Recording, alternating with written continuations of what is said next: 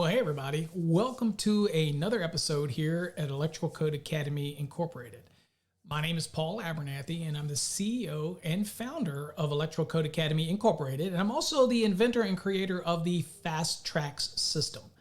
Now, the Fast Track system is a system that's designed to teach you the National Electrical Code, and unlike any other system, we are very hyper-focused on teaching the code and applying it to what you do actually day in and day out in the field.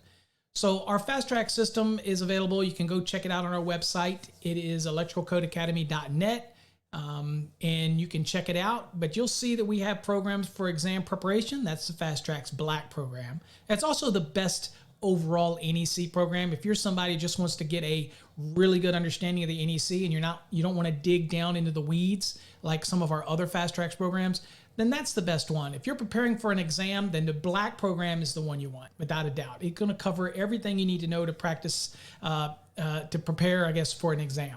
The only thing it doesn't cover is it doesn't get into local rules, it doesn't get into OSHA, it doesn't get into your laws and regulations of your state. That's on you. You need to work those out. And usually you can get those, which documents you need from your state or the exam prep guide that's available like from PSI, if that's your exam. So remember, our courses are only focused on the National Electrical Code. That's it. That's why we specialize. That's why we're different when it comes to that. We are very focused on the NEC. Now, if you're already licensed and you want to take your game to the next level, we have the Fast Tracks Red, the Green, the Blue, the Purple, and the Yellow. And we have the Orange, which gives you all of our core courses, the Black, the Red, the Blue, the Green. Now, the Red is residential, and it really digs deep into residential. It takes you room by room by room, really tests your knowledge. And it's great for companies who want to get all of their residential electricians on the same page. That's great. The Green one is commercial. If you really want to get a heightened awareness of commercial requirements in the NEC, that's the one for you. If you're trying to make a transition into industrial electrical, then the Blue one's going to be for you. And it's going to give you all the basic core fundamentals you need to know about the code, but it's going to kind of be with an industrial slant to it to help you out there.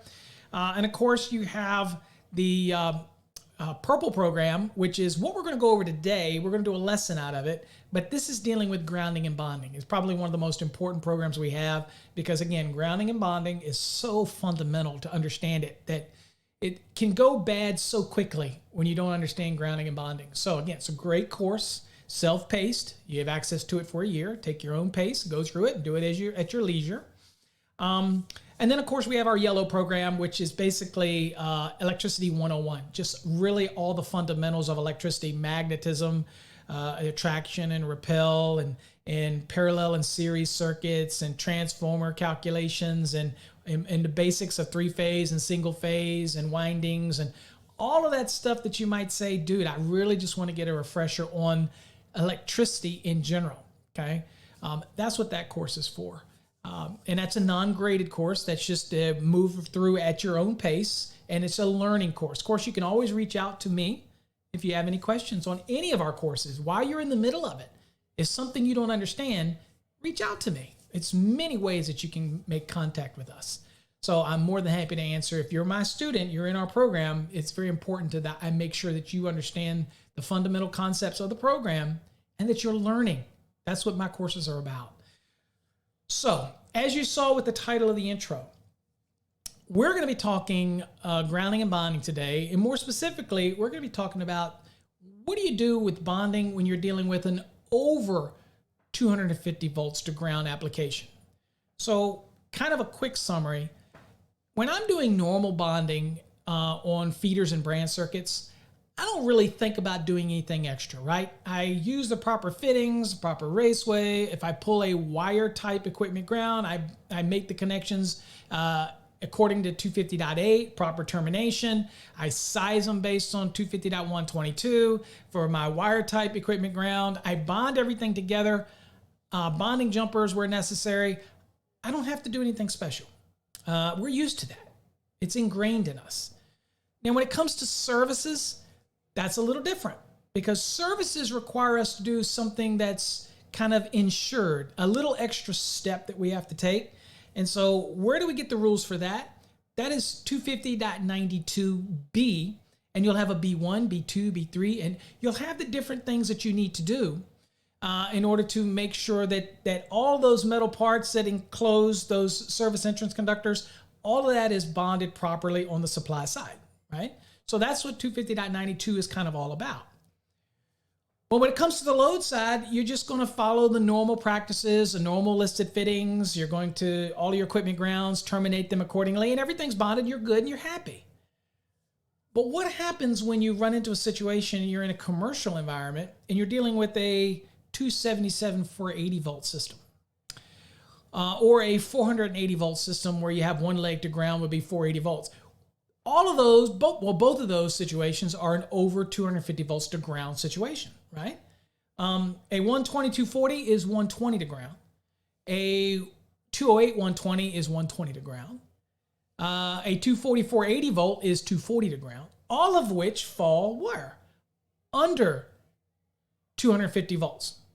So when it comes to the over, anything that is over, so we're not talking 250 volts or less, we're talking anything over 250 volts to ground. If any of the phase conductors measure that, then guess what?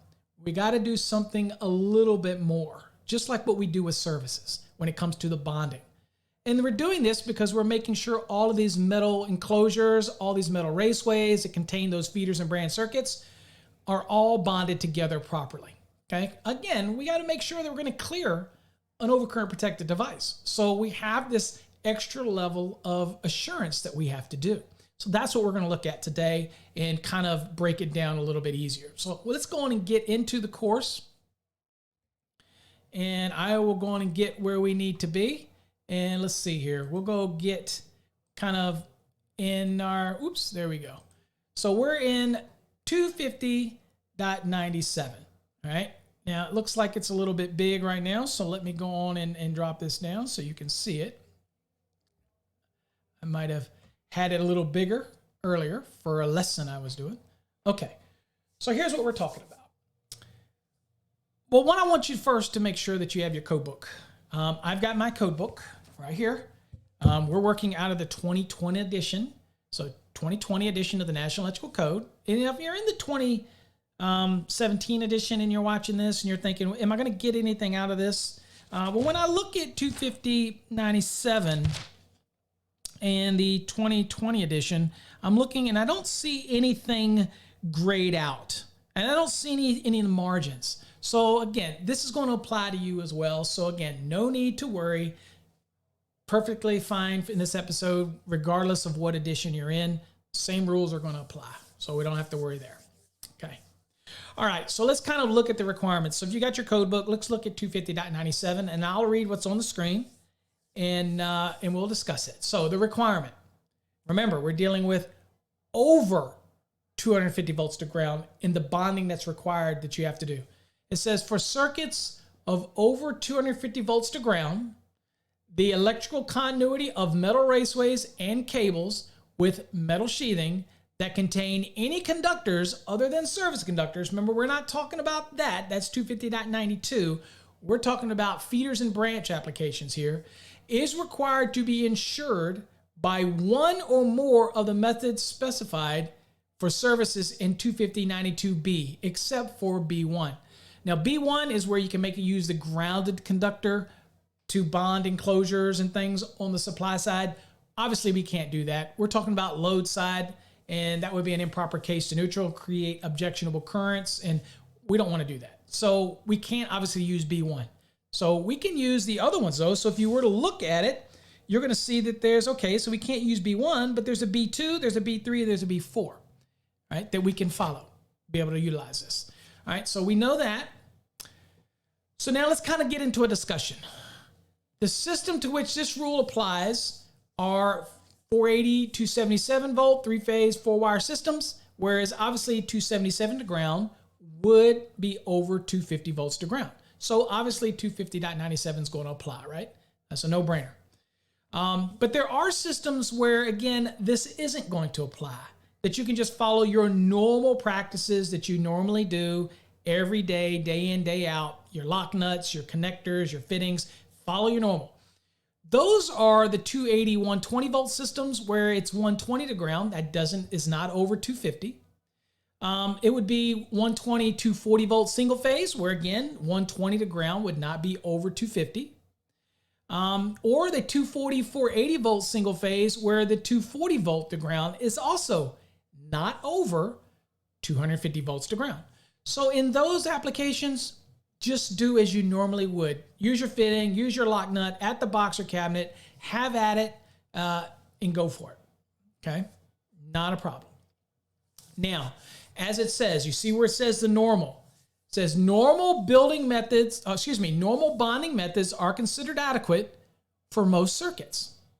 So just do your normal thing. Special assured bonding is required for some systems and circuits. Now, we talked about what's required for services. That's the 250.92, so we kind of briefly talked about that. And I should also mention, I do have a video that talks about all those bonding requirements for services and really goes in depth in 250.92, but it's not available to the general public. It's by membership only. So you have to go to my website, electricalcodeacademy.net, and you'll see a membership tab up at the top. You join for $9.99 a month. You can cancel at any time. You get access to hundreds of videos. You get access to the rebroadcasts of our Wednesday night fast track sessions to help you learn as we learn as a group. There's tons of podcasts that are exclusive. They're only available to members.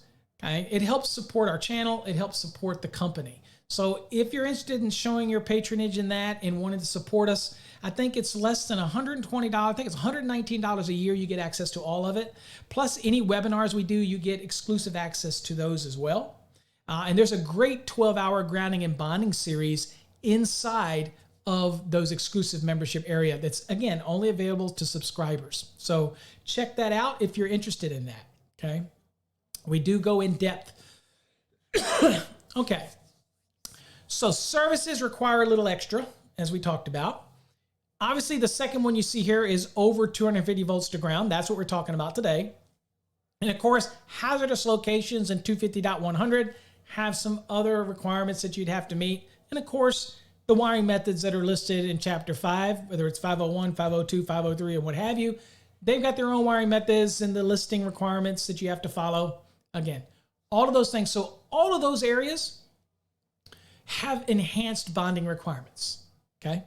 That over and above the normal bonding that you would do for a normal branch circuit or a normal feeder application, okay? So we're going to look at that. Now, for these over 250 volts to ground circuits, the purpose of this additional insured bonding is to eliminate the shock hazard created by that higher voltage.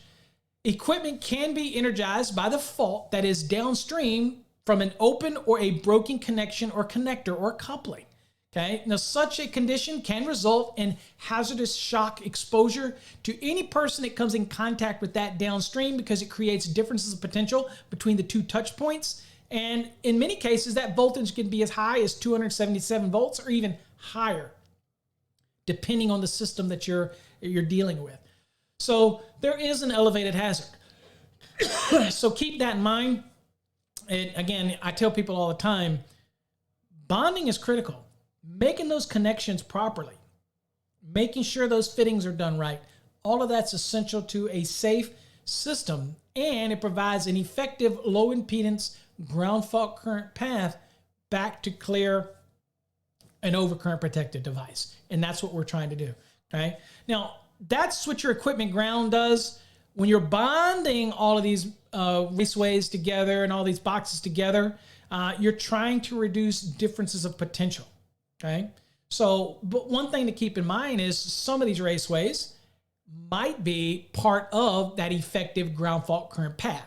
So that's why, again, I reiterate, making those connections are truly important, and taking a little extra pride in making those connections really are going to go a long way for a safe system. Okay, now, hopefully you got your code book, because I'm not going to go away from the screen, but you will need to look at your code book. So this is interactive. I want you to pause this video, go get your code book, open it up to 250.97 and follow along with me, because I don't want to pull away from the screen. It's going to be some important information on here that we want to discuss. Okay? All right. So let me kind of go down a little bit and we'll now look at the exception. Now, when we say exception, what do we mean? Well, we mean that we're going to have an exception to the general rule of the insured bonding. Okay, we got an exception to that requirement because it already said anytime you're dealing with something that's over 250 volts to ground, you got to do a little something extra. Well, we're getting ready to give you an exception, and this exception says, you know what? If these conditions exist, don't worry about it. Just keep doing what you're doing. Bond it like you normally would if it was less than, if it was 250 volts to ground or less. Just do the norm. That's what this exception is trying to say, okay? So let's look at this exception, and one of these exceptions may apply to your condition. All right, so let's assume that I have a system that is over 250 volts to ground. So let's say it's a 277 480 volt system. The exception says if oversized, concentric, or eccentric knockouts are not encountered, means they're not there at all, okay? They're not there at all, or where a box or enclosure with concentric or eccentric knockouts is listed to provide a reliable electrical bonding connection, the following methods are permitted. Okay, so if I've got, let's say commercial, I've got a cabinet and my panel board's inside the cabinets. Usually they're like stainless steel. You get them, there's no knockouts on them. So you're gonna punch your holes. You punch them out yourself. Hey, if that's what I'm doing and I punch out the right size, I don't oversize it and end up having to do a reducing washer, that would be a problem because then I'm gonna need a bonding jumper. But if I knock it out and it's the right size for the raceway that I'm installing, then guess what? I can use 1, 2, 3, or 4 here listed here, and I don't have to do anything extra, right? So that's what that says. But what if I do have a box, and that box's KOs are designed for over 250 volts to ground applications, and they have to be listed for that if it's what you're dealing with. Okay, so what if I get one of those boxes that is rated that way?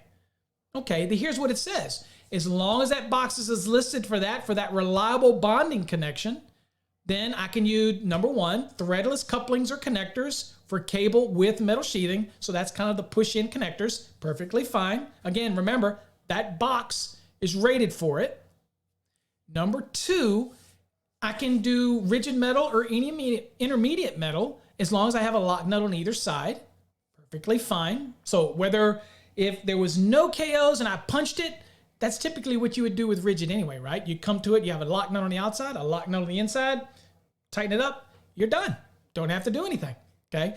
Even if the KOs were there, but that box is listed for that reliable electrical bond, okay, listed box for that, then I still would be able to bring rigid or intermediate and just put a lock nut on the outside, inside. I'd still be okay, perfectly fine. The third one is fittings with shoulders that seat firmly against the box or cabinet, okay? Such as EMT, electrical metallic tubing connectors, usually have a flat side to it. Flexible metal conduit connectors, FMC, same concept, usually have a flat side to that connector that goes flat against the cabinet or the box, okay, making that surface area connection. And of course, it requires that I have one lock nut on the inside of the box and cabinet, okay?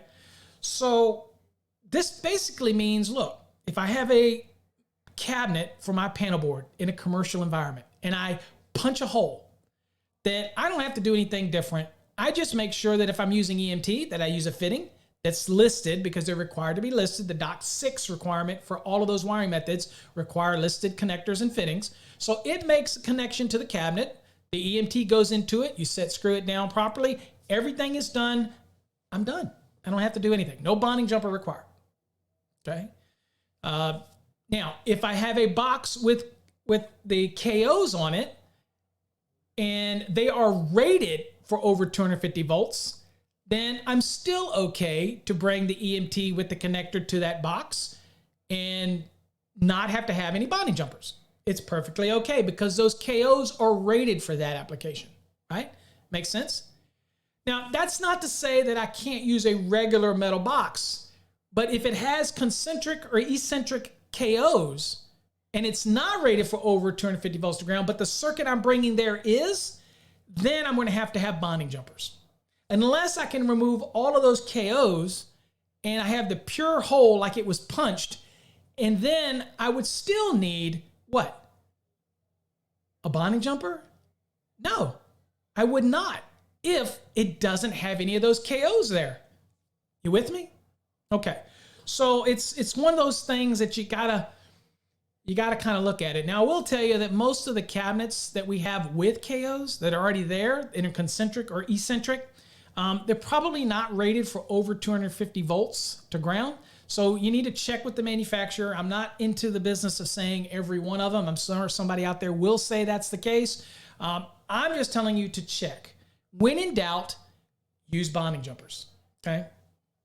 Okay. The next thing would be listed fittings. So again, if I encounter a cabinet or a box with all the KOs out, it's a punched hole, there's no concentric or eccentric knockouts there, it's not been oversized with reducing washer, it's the right size fitting for the right size KO, then I can use a listed fitting for whatever that wiring method is, and I'm done. I don't have to do anything. I don't need bonding jumpers on that. Okay. Now, anytime that I encounter concentric or eccentric or reducing washers, and the box and those are not rated for over 250 volts to ground, the KOs or the box itself or the cabinet itself, then I'm going to need bonding jumpers. Flat and simple. Okay. To make this work. All right. Okay.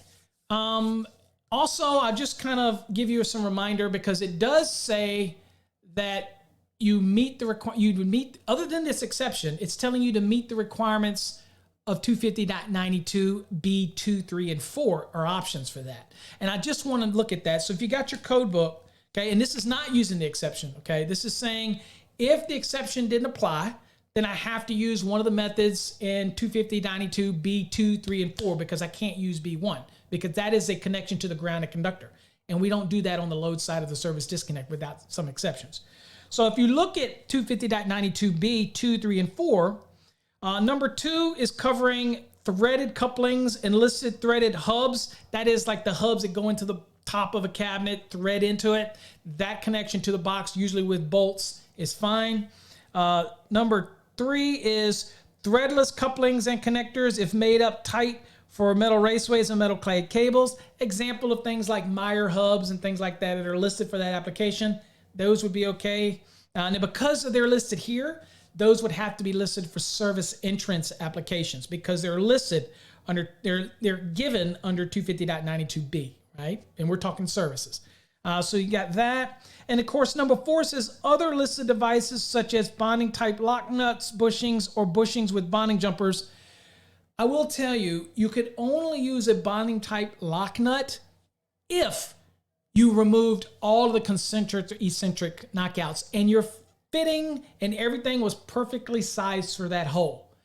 Okay. If that was the case, then you can use a bonding type lock nut, even in a service application, if you're not dealing with any KOs at all. Okay. Or any reducing washers at all. Otherwise, you're going to need bonding jumpers. Okay. So these rules still apply if you're dealing with 250.97 and the exception doesn't apply. Where the exception does apply is essentially where it says, look, you have no KOs. It's a perfectly punched hole. It's the perfectly right size for the fittings. I'm good. You're fine. No problem. Or if my box or cabinet is rated, and these KOs are rated for over 250 volts, then I'm still okay to use any of these methods here because of the rating of that box and those KOs. I'm perfectly okay there, and I wouldn't need a bonding jumper if you follow these rules.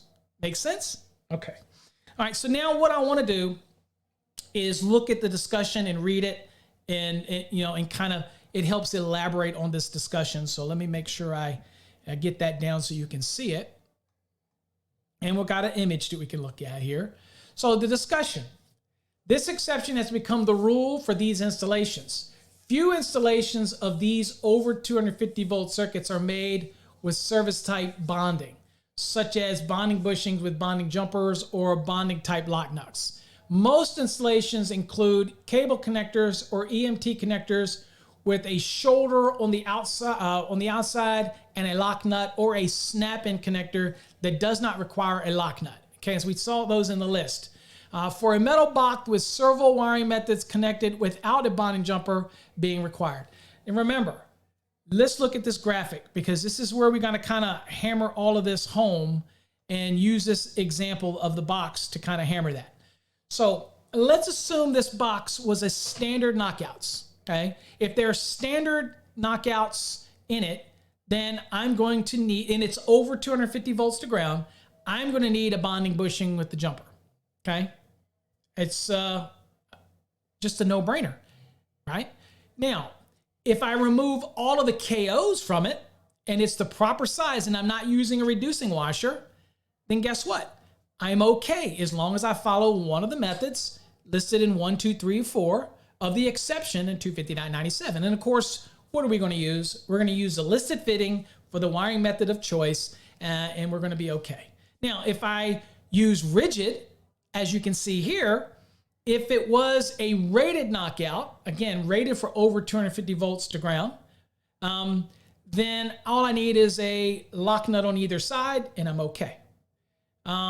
Also, if it is a rated knockout and I'm using EMT, I'm okay with those knockouts in place as long as I use a fitting that's seated firmly against the side, because that knockout is rated for over 250 volts to ground, right?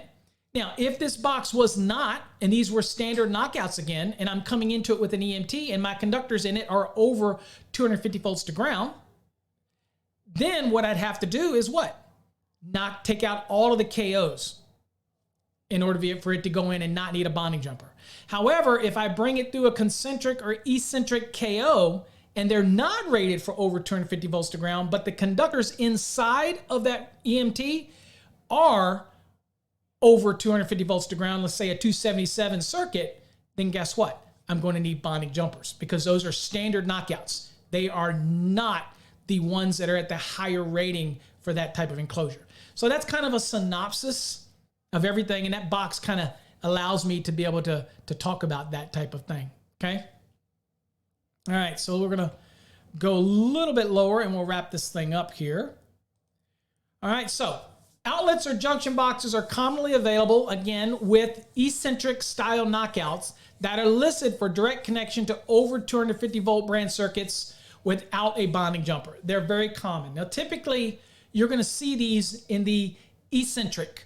That is the ones that kind of go out from an off-center knockout, and it kind of have the little tabs, so it's kind of like half moons. Whereas the concentric are in the middle, and every ring is just concentric out.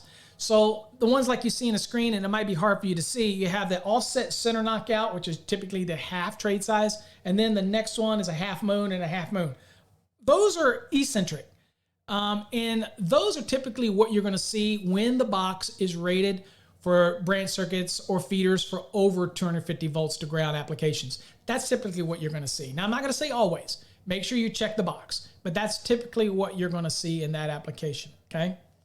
So again, the importance of this rule is not all boxes are required to be listed. That's important too.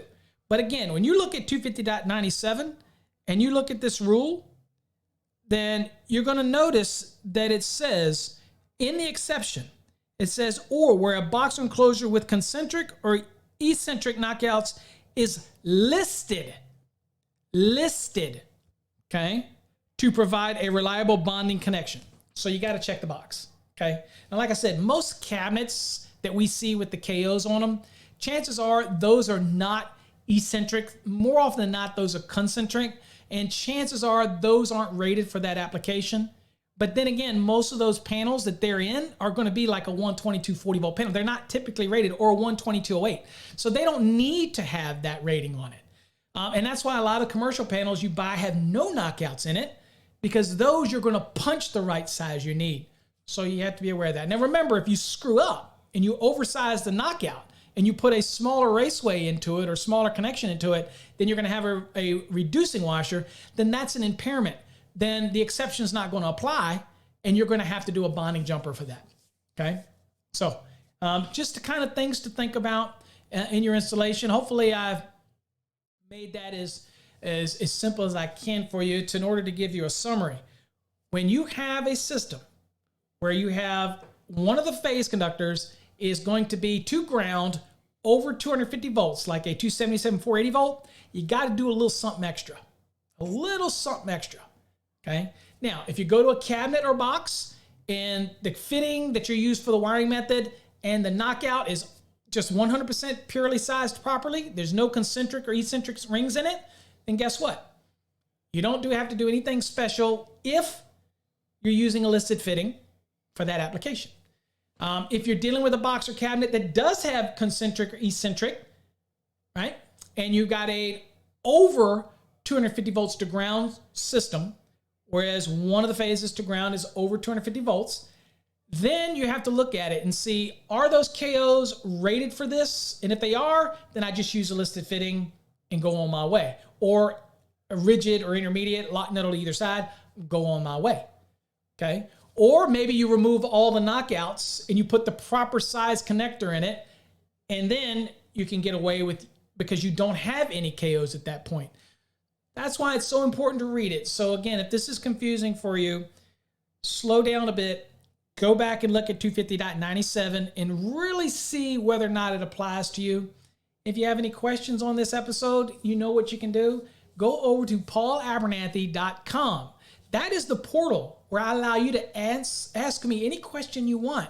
So maybe you refer to this episode and put in the comments and you'll say, hey, Paul, can you explain this in your 250.97 video? And I'm more than happy to go in more detail and explain it to you. So hopefully you've got something out of that in today's episode. Until next time, stay safe.